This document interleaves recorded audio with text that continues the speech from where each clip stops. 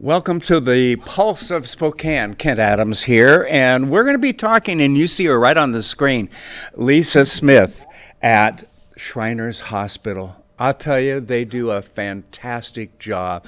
I know of some kids that have been through the program and so forth, and it's a caring group. We're going to talk with them right after this message.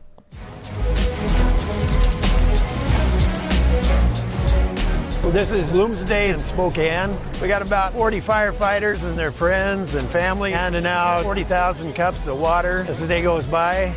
It's a very good opportunity to see the public and support them and help them out and cheer them on during Bloomsday.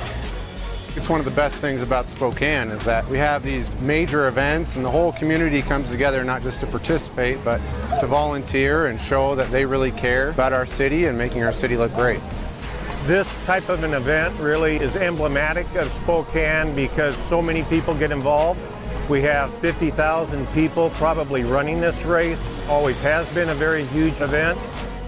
Right now we're at the corner of Broadway and Nettleton. It's the last water station before the finish, so people are pretty much dehydrated by the time they get to us. They really need our water.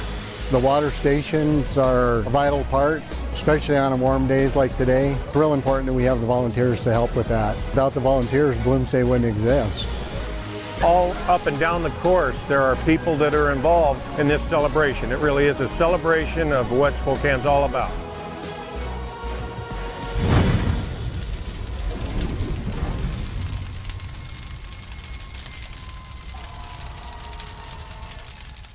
The economy is getting stronger, banks are lending again, and interest rates are at historic lows. Now is a great time to buy your dream home.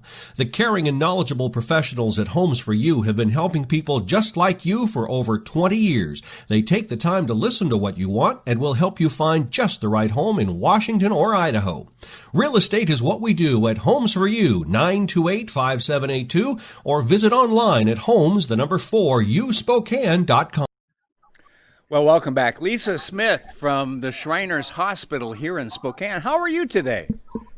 I'm doing well. Thanks for having me, Kent. Oh, absolutely. Our pleasure. Now, you're working from home today, but are you able to go to the office and so forth?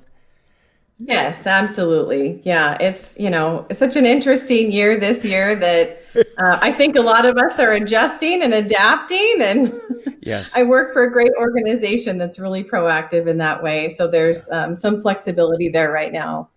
It must be. First of all, I'm going to ask you, tell me about the Shriners Hospital, because I know enough to be dangerous. And what I do know, though, is that you do great work. I think of a friend and a colleague and his daughter years ago that was seriously burned and everything else, and just all the things that you guys do. And I've just heard from families that they so appreciate the services there at the hospital. So give us a little background on what Shriners is about. Sure. So Shriners Hospitals as a system has been around for almost 100 years. Our first hospital I remember when it started. Yeah, really? Oh, wow. Well, we had our first hospital in 1922 in Shreveport, Louisiana. And it was started, the concept, by the Shriners Fraternal Organization as an effort to address the polio epidemic that was happening at the time and help kids that were affected by polio. So the Spokane Hospital was opened in 1924. We were the seventh. And it actually opened in a wing of St. Luke's in Spokane at the time. And it's, certainly grown from there to where we're now in the location we are since 91. And I mean, it's incredible to see the growth over that much time. But I mean, we had 15,000 kids and visits through our outpatient clinic last year. So the need is really strong for this in the community. And that's a beautiful facility too, isn't it? I mean, it really is. It doesn't have, that stark white feel to it. Yeah. That's one of the first things I noticed when coming there is it's colorful. There's, really friendly drawings and things all over the hospital. And it's a warm and welcoming place for families in Spokane to come. So our hospitals are pediatric orthopedics. And so what that means is that we treat conditions related to bones and ligaments, joints, and muscles. That's really our specialty. And we've evolved over the years. We have so many programs now, speech therapy, motion analysis to help kids that have trouble walking. As you mentioned, some of our locations have a burn center. Right. It's really incredible how much is housed under one roof. So it's been really neat to be a part of it. Our mission is really just to provide the highest quality care for children with this collaborative and family-friendly environment. We also educate medical professionals and provide research, especially out of our motion analysis center. And that helps not only our location and our professionals, but also medical professionals everywhere. Right. Another key that I would share too is that we have the only fellowship trained pediatric orthopedist in the area. So Wow. That's really significant. A lot of people don't know exactly what that means, but the fellowship training means they've all had an extra full year of training, specifically for working with kids, because you've got to work with growth plates and growing bones and treat Yes. those things differently than you would for adults. It's a different kind of care. And we're evolving too in terms, we actually have a fifth surgeon that just joined our team yesterday. So we're really excited about that. And his focus is sports medicine. Oh, okay. So that's a whole other area of growth that we're excited about because, 45 million kids a year are in sports programs Right. and organized sports in the U.S. So it's a huge need. And that's a specialty in itself where kids have to be treated a little bit differently so that they don't have chronic re-injuries and chronic strains. Sure. So they can continue to participate in fun and healthy kid things like that. Tell me. And we also have the only pediatric orthopedic sports medicine pediatrician in the area. So we've got a lot of Oh, wow. incredibly skilled and unique And sports is team big in our members here. area, It is. Yeah, absolutely. So Yeah, tell so me it's really fun to about be your part of. staffing. You've got doctors and nurses. What kind of numbers do you have, and how many patients do you see on an average week? Oh boy. Well, it would be hard for me to list everyone that we have on our team because we have a lot of specialties, but we've got a rehab department that does occupational therapy and physical therapy. We've got our anesthesiologists, our physician's assistants, nurses. It's really a pretty broad staff. We even have what we call POPs in our in-house where we do casting services for kids, which is really nice to have that in-house where they can really just collaborate well and go right from surgery to casting without ever having to leave the facility. So we've got a really incredible team of people that truly cares about every family that comes through the door. It's really amazing to be a part of that experience. So now you obviously, because you have so many specialties and so forth, you must be charging an arm and a leg to help people, right? No, not at all. In fact, one of the biggest things to mention, I think the key takeaways is that we provide all of this care regardless of a family's ability to pay. So, if they don't have health insurance, we can still take them. If they can't pay, we take them. We don't turn any kids away. And I think that is extremely significant, especially right now. There's so many families that have lost jobs and lost health insurance.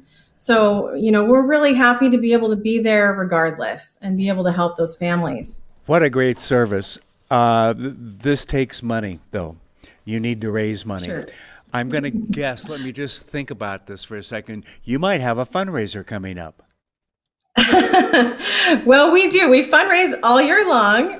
We do have an event coming up. It's more of a donor appreciation type event, but it is an awesome way to learn more about the hospital and get some, updates on what's going on, what's coming down the line, to hear stories from our patients. It's really a neat opportunity to just get a glimpse of what we have right here in Spokane.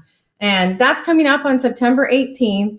And we, if anyone was interested in participating, they can call us in our development office at 252-3370. We can provide more information and get them registered. And it is a free event, so there's no cost. It's also virtual this year. So this is our first virtual event, something that we hold every year. But, like everyone out there, especially philanthropy professionals, we're pivoting the way that we do things and I think when getting I see creative. a variety of nonprofits doing things, I just right now assume it's virtual.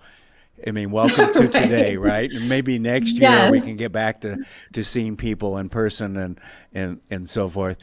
Tell me about how can people find out more information about Shriners, because this is really a very important asset to our community. I think back to when it was a few years ago, and there was the possibility that they might have to close this one, and the rally that came from the leadership in Spokane that said, no, we got to find a way to keep it because it really does important work. So how can people learn more information?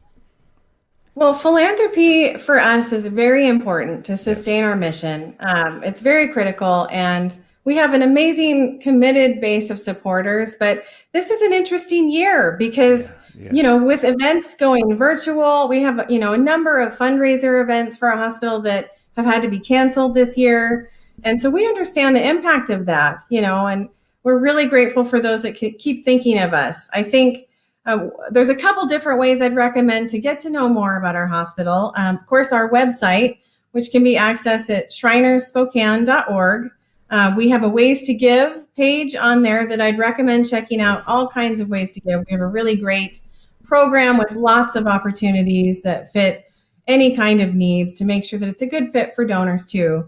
And also we have a newsletter that we put out quarterly from our department, or actually I think it's twice a year. And we can sign anybody up that would like to receive that. And it's local. It tells people what's happening in Spokane. Oh, good. All right. So best place to go is the website. The website, and to call our office so they can sign up for that newsletter. I think those are great places to start. If they have questions about scheduling appointments, I would just have them call our main line. That is 455-7844. But if they've got questions about how they can help support what you're doing there and the event coming up and other things, the development office number is 252-3370. And we're happy to answer any questions and help connect people with the right resources. Great. Well, best of luck on your donor recognition event later this month. You. And thanks for spending some time with us today. You bet. It's great to be here. And, we really appreciate how caring this community has been for us. Yes. It's been really inspiring to see people reaching out to us and even just showing support for our staff. It's a challenging year for a lot of people, but there's definitely been some bright spots when you see how people have kind of come together to help everyone. And I know for myself, I get a lot of inspiration just from being a part of the stories that we see. I have to share one story with you. I recently was talking with one of our patients just a few weeks ago, and she was telling me about how she's doing now, and she's kind of sharing her story of care with us. She's been a patient since she was a baby. She had her first surgery at 1 year old for scoliosis, which is one of the things that we treat. And, as she's grown, she's a young teenager now, and she's had some things develop to where she needed to get metal rods placed. So she had to have this surgery, and she had to wear what we call a halo traction that helps lengthen the spine, kind of prepare you for it. So she was in our hospital inpatient for 75 days earlier this year. And she was telling me how amazing it is after all of this to be pain-free, finally, and that she can bend over to pick something up off the ground without discomfort and having that be difficult. And that's the kind of things that many of us don't even think about. What a gift. Really, these a kids gift are of so life. resilient. Yes. Yeah. They have such great spirit, and just, the resilience of the kids that I see, it really helps drive me forward. And I think that this is kind of the theme for this year, is this resilience for everyone. Yeah. And I don't think that we have to look far to find it. You know, the kids in front of us are amazing and determined, and they have just this great spirit about them. Great. Lisa, I'm going to ask you a question. We want to Sure. have you back later this fall. Can you bring in a former patient or somebody to talk about their success?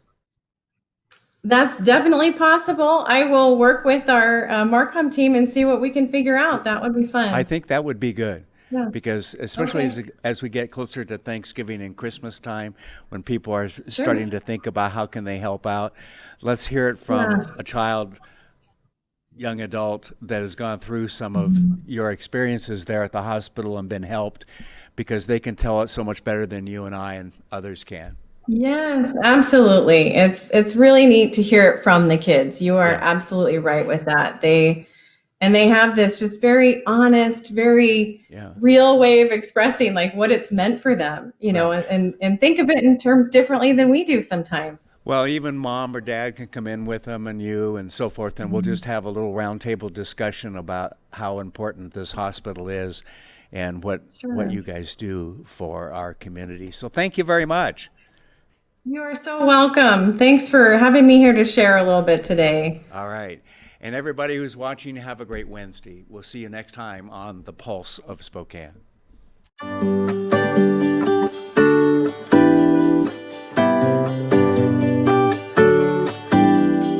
Welcome to Apex Plaza, Spokane's one-stop cannabis destination. Apex Cannabis features thousands of economy, value, and luxury cannabis products. Cannagear features hemp-based CBD products, glass, goods, and gear. Stop by 1325 North Division to experience the Apex difference. This product has intoxicating effects and may be habit-forming. Marijuana can impair concentration, coordination, and judgment. Do not operate a vehicle or machinery under the influence of this drug. There may be health risk associated with the consumption of this product. For use only by adults 21 and older. Keep out of the reach of children. Thanks. We believe every person is created in the image of God with immeasurable beauty and worth, that people should not be defined by their present condition or past mistakes. We are all broken. We need each other. Healing for our brokenness begins with connection, with understanding how much we are loved by a good God. And with healing comes change, the potential for joy and meaning. No one was created for mere survival on the streets, for an existence blurred by mind-numbing substances. Each person is created with a purpose, a unique gift no one else can offer the world. Our job is to help them rediscover it. Real people, real change. Union Gospel Mission.